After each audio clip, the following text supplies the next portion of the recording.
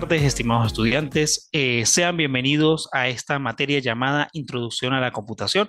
Me presento con ustedes. Mi nombre es Francisco Zambrano. Soy licenciado en Educación, mención informática, especialista en planificación educacional y magíster en gerencia educativa. En esta materia de Introducción a la Computación vamos a llevarla a un estilo que sea teórico práctico, es decir, vamos a conocer el computador desde su arquitectura, desde lo más básico del equipo, hasta prácticamente su sistema operativo, procesamiento de datos e incluso otros aspectos importantes de la computación como ciencia. Conoceremos también algunos aspectos de los software, algunos aspectos de cómo se utilizan estos programas dentro del computador. Como primera unidad, vamos a trabajar o vamos a conocer cuáles son los fundamentos básicos de la arquitectura de un computador, es decir, todo lo básico que nos puede presentar un computador. Primero y principal, vamos a conocer a nuestro amigo o a nuestra herramienta de trabajo como es el computador, que viene siendo aquella máquina o aquel dispositivo electrónico que nos permite a nosotros y nos facilita a nosotros la vida, tanto en la vida cotidiana como en la vida laboral o en distintas índoles. Desde que surgió el computador a mediados de los años, prácticamente los años 30, los años 40, que se empezaron a desarrollar las primeras máquinas electrónicas e incluso aparecieron los primeros computadores, como lo fueron aquellos grandes equipos que tenían el tamaño de una gran habitación o de una gran cancha, que solamente pues los tenían las grandes universidades de Estados Unidos o incluso el gobierno de Estados Unidos los utilizó durante la Segunda Guerra Mundial. ¿Ok? Tenemos lo siguiente. Conocido generalmente como un o como ordenador o computadora, es una compleja máquina que procesa y ejecuta órdenes en diversas índoles para dar como resultado un sinfín de tareas distintas. En todas las computadoras se pueden identificar los componentes. Hay dos componentes esenciales o dos partes que pueden tener un computador o dispositivo electrónico, como es el caso del hardware y del software. Cuando hablamos del hardware, se refiere a toda la parte física que constituye el computador y el software es la parte no física o lógica que hace funcionar al computador. Es decir, recuerden lo siguiente, cuando hablamos del hardware, se refiere a todos los componentes y elementos que podemos ver y tocar, como es el teclado, mouse, monitor, incluso el case. Cuando hablamos del case, nos referimos a aquella torre o aquel dispositivo donde podemos conectar el monitor, el CPU, perdón, donde podemos sí, conectar nuestro monitor, nuestro teclado, nuestro mouse, cualquier dispositivo que tengamos en nuestro computador. Realmente nosotros a esta parte la conocemos desde niños como CPU, pero realmente la CPU la vamos a conocer en esta materia como un chip o una pequeña pastilla de este tamaño que es el microprocesador de nuestro computador. Ok, continuemos ahora con esta asignatura. Cuando hablamos por lo menos de la parte del hardware, hablaremos de dos componentes esenciales que hacen vida y dan el funcionamiento a nuestro equipo o a nuestro computador, como es la tarjeta madre o el disco duro. Vamos a conocer quiénes son y qué función tienen dentro de nuestro computador. La tarjeta madre es la placa principal en la estructura interna del computador, donde se encuentran los circuitos electrónicos, el procesador, la memoria, las conexiones principales. Con esto cuenta con un software básico conocido como BIOS, que le permite cumplir sus funciones. Es decir, la tarjeta madre viene siendo el componente esencial que tiene nuestro case o nuestra torre, donde podemos conectar todos los dispositivos periféricos. Si observamos, la tarjeta madre tiene una serie de ranuras o espacios de conexión que permite conectar un teclado, un mouse, un monitor, un cable de red, en fin. Ahora vamos a hablar de lo que es el cerebro de nuestro computador, conocido como disco duro. Es el dispositivo de almacenamiento de datos que emplea un sistema de grabación magnético para almacenar y recuperar archivos digitales. Se compone de uno o más platos de discos rígidos recubiertos con un material magnético unidos por un mismo eje que gira a gran velocidad dentro de una caja metálica sellada. Es decir, como podemos observar en nuestra imagen, el disco duro viene siendo aquella serie de platos metálicos magnéticos que están compuestos uno sobre otro. Estos platos a su vez tienen su centro un dispositivo que permite girar, pero también tiene un brazo mecánico que permite la lectura y escritura de información en pistas o sectores. Ya más adelante les estaré explicando cuál es la diferencia entre pistas y sectores dentro de un disco duro. Vamos a hablar primero de los dispositivos o cómo está compuesta la tarjeta madre. Como podemos observar en nuestra imagen, tenemos diferentes elementos que permiten las conexiones en el computador o nuestra tarjeta madre. Primero que todo, vamos a empezar con los dispositivos que son como los USB, donde podemos conectar todo lo que son todos los dispositivos como pendrives.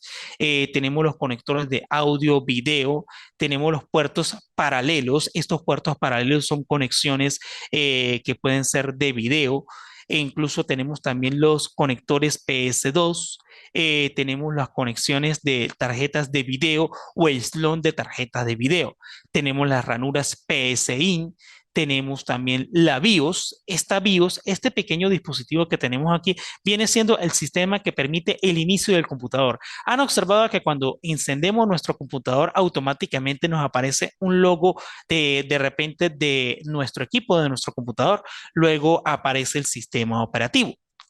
Pero ¿qué es lo que sucede? Hay un sistema que me permite a mí la conexión del sistema operativo con el disco duro y es este pequeño dispositivo que está aquí, que es un sistema llamado BIOS. Luego de esto tenemos un conector de disquete. Este conector de disquete pues realmente hoy en día ya es bastante obsoleto.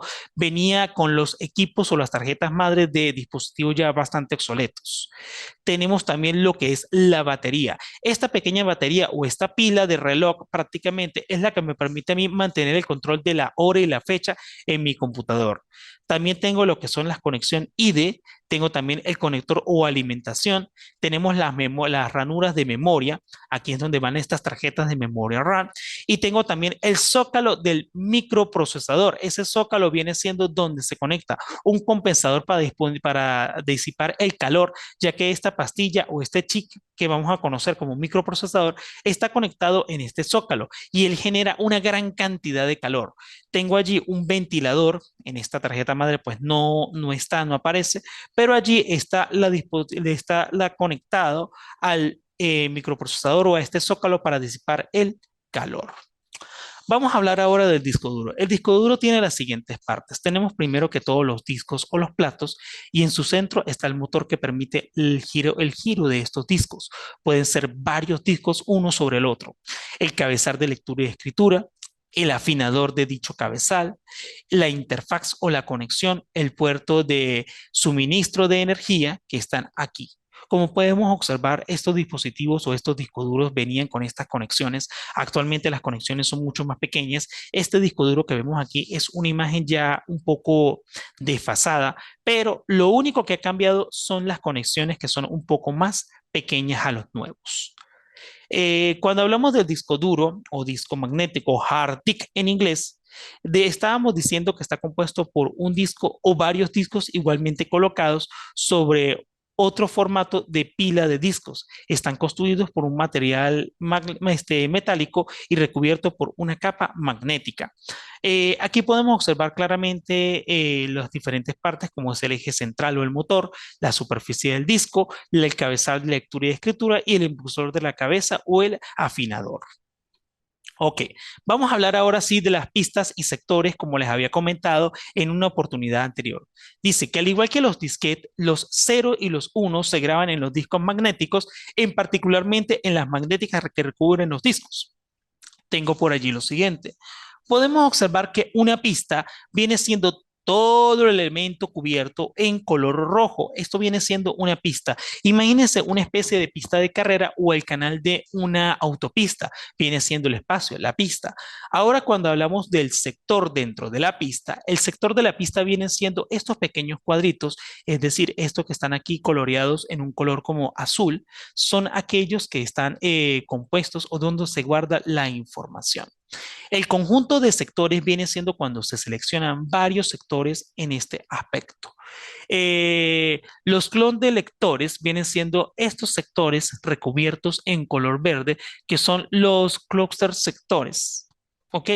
También hay un sector llamado sector cero, que es específicamente donde se guarda o se graba el sistema operativo. Observen lo siguiente, cada disco está compuesto de uno o dos cabezales de lectura y escritura, según sea el número de caras utilizadas. Ok. Vamos ahora a hablar de la unidad central de procesamiento o la CPU. También llamada procesador central por su importante, se dice que es el cerebro de la computadora, es decir, también el corazón de la misma. Podemos observar aquí en las imágenes uno de los microprocesadores más nuevos que se está utilizando actualmente, como es el Intel Core i7. Este es uno de los procesadores con mayor auge en el mercado, uno de los que se está utilizando mayormente. Como pueden observar una imagen a escala real, el microprocesador viene siendo como de este tamaño. Observen la imagen como se toma entre los dedos. Hay algo que es importante señalar, que el microprocesador debe tomarse con sumo cuidado como se muestra en la imagen, ya que es un dispositivo pues técnicamente muy sensible y que se puede dañar fácilmente. E incluso cuando se vende un microprocesador, su caja viene sellada y prácticamente bien recubierta para evitar algún incidente. Entonces tenemos que controlar todas las operaciones efectuadas por la computadora. Tiene como función ejecutar las operaciones de procesamiento de datos, aritméticas y lógicas, así como la organización y la coordinación del funcionamiento de los componentes de la computadora. Ok, vamos a hablar un poquito de cuál es el procesamiento que va a tener la CPU o las partes que puede tener la CPU, unidad central de procesamiento. Está compuesta por la unidad de control y la unidad aritmético-lógica. Cuando hablamos de la unidad de control, es el centro nervioso de la computadora, ya que desde ella se controlan y se gobiernan todas las operaciones. ¿Ok? Es decir, está prácticamente, como su nombre lo dice, controla prácticamente todo la unidad central de procesamiento. La unidad aritmético-lógica es la unidad que está encargada de realizar operaciones de elementos tipo aritméticos, suma, resta, multiplicación y división, y de tipo lógica como comparaciones. Es decir, simplemente son dos unidades indispensables para la unidad la unidad de procesamiento o la unidad central de procesamiento. Observemos un pequeño ejemplo que tenemos aquí en una imagen. Este viene siendo el procesamiento o la información como va ingresando a nuestro computador. Al momento que escribimos o ingresamos cualquier información en nuestro equipo, esta información va a ser almacenada en la memoria principal. A su vez, obtiene la instrucción de la memoria para pasar a la unidad de control, que es la que se encarga de controlar y gobernar todas las operaciones, para luego ser decodificada en instrucciones, en comandos y luego pasada a la unidad aritmético-lógica, que es la que se encarga de todas las operaciones aritméticas y de tipo lógica. Es allí donde se ejecutan y se coordinan todas las operaciones necesarias. Luego viene en reversa. Una vez hechas las operaciones lógicas, vuelven a pasar a la unidad de control y por último vuelven a la memoria principal. La memoria principal viene siendo una memoria en donde se puede guardar de forma permanente o de forma momentánea la información. Nosotros tenemos la opción de indicarle a nuestro computador de que la información se guarde de forma, pues, digámoslo de esta manera, puede ser temporal o permanente. Eh, Permanente puede decirse que se guarda dentro del disco duro y temporal viene siendo que se guarde dentro de la memoria RAM. Pues de información, esta información puede durar de repente unos minutos, una hora, unos segundos. Ok. Cuando hablamos de la memoria principal está formada por composiciones de almacenamiento direccionables, celdas de elementos de memoria, en donde se pueden almacenar en un bit que representa una letra, un número o un carácter de control común. Ok, como una unidad medible de memoria se utiliza el byte, el cual se agrupa en 8 bits de ceros y 1. Es decir, recuerden que nosotros tenemos diferentes almacenamientos lógicos de memoria, como son cuando utilizamos los términos bit, megabyte, terabytes, gigabytes. Yo creo que ustedes han escuchado estas palabras anteriormente. Resulta de que se refiere a la cantidad de memoria que puede tener un equipo informático para guardar una serie de información. En primer lugar tenemos el byte, que el byte es la unidad más pequeña de información que puede tener un equipo. Luego vienen lo que son los megabytes, que un byte viene siendo prácticamente una pequeña parte de un megabyte. Para alcanzar un megabyte se tiene que completar 1024 bytes. Ahora, después de los megabytes vienen lo que son los gigabytes. Los gigabytes vienen siendo aquel elemento o aquel espacio de memoria continuo en esta escalera. Para completar un gigabyte tiene que haber 1024 megabytes y así sucesivamente. Luego de los gigabytes vienen los famosos terabytes. Mis estimados estudiantes, para poder explicarles esta parte mucho más sencilla, en la plataforma les voy a dejar una pequeña guía o una pequeña hoja explicativa sobre lo que son los términos de memoria en los dispositivos o en los computadores. Ahora tenemos que los tamaños de la memoria principal se mide en la cantidad de bytes que ésta posee o puede alcanzar a almacenar y generalmente se expresan en múltiples unidades básicas como el byte. Vamos a hablar un poquito ahora sobre lo que son las unidades de entrada y salida. A esto se refiere E/S, entrada, salida. Son todos aquellos dispositivos que se conectan a la computadora con el mundo exterior, permitiendo que los usuarios se comuniquen con la computadora o con otros dispositivos, como pueden ser de repente un dispositivo de almacenamiento de información.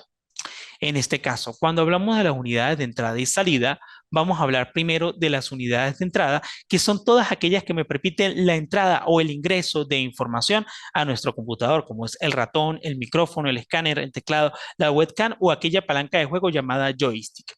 La salida de información o las unidades de salida son aquellos dispositivos o aquellos periféricos que me permiten la salida de información, sea de forma auditiva, sonora o visual, como son los altavoces, el sintetizador de voz, el monitor, el plotter y la impresora. Ok, con las computadoras solo se entienden y se trabaja en su propio lenguaje basado en bytes 0 y 1, es decir, en código binario. Las unidades de entrada y salida hacen la conversión necesaria para lograr la comunicación con el usuario computador, sirviendo de interfaz. ¿Qué quiere decir esto? Realmente los computadores internamente, ellos se manejan solamente con un lenguaje llamado código binario. Binario se refiere a que solamente trabaja con dos unidades, que son el 0 y el 1. Pero lo que son las unidades de entrada y salida o los periféricos de entrada y salida se encargan de ser nuestros locutores o no, locutores no, vienen siendo pues prácticamente como nuestros traductores. Ellos sirven como traductores para interpretar la información que está saliendo del computador o del procesador para que sea fácil de entender a nosotros. Imagínense que saliera información de ceros y unos en nuestro monitor. No entenderíamos absolutamente nada de la información que tenemos en el computador. Pero nuestros dispositivos periféricos nos permiten traducir esa información a nuestro lenguaje, sea en español, inglés o cualquier otro idioma. Ajá. Vamos ahora a hablar un poquito sobre la revisión del disco duro y del sistema operativo. En primer lugar, ¿cómo podemos conocer qué sistema operativo tenemos instalado en nuestro computador y qué memoria o qué versión tenemos? Si hacemos clic sobre la opción este equipo o equipo y vamos a la opción de propiedades, nos va a mostrar la versión de sistema operativo que tenemos y también nos va a mostrar el procesador que tenemos, la memoria RAM disponible, el tipo de información que tiene nuestro equipo e incluso el nombre del equipo, qué nombre se le colocó en el sistema operativo. Todo esto también se hace por la opción llamada panel de control, todos los elementos de panel de control y en la opción de sistemas, específicamente en presentación del sistema, como vemos en esta imagen o en esta pequeña gráfica que tenemos acá. Ahora, si queremos conocer un poquito más acerca de nuestro disco duro, qué información tiene disponible en nuestro disco duro, entramos simplemente a este equipo y nos vamos al disco local C. En el disco local C hacemos clic derecho con el mouse y entramos a la opción de propiedades. Allí vamos a encontrar todas las propiedades del disco duro, la cantidad del espacio utilizado, la cantidad de espacio disponible, como es el caso aquí de un disco duro que tiene alrededor de 148 gigas.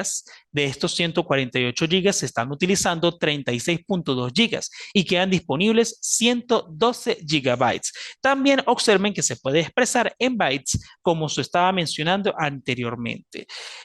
Por un material que les voy a compartir en la plataforma, mis estimados estudiantes, voy a compartirles otros materiales donde les estaré hablando también sobre las unidades de almacenamiento, cómo están compuestas. Las unidades de almacenamiento dentro de nuestro computador están compuestas por letras A, A, B, C, D, E, pare de contar.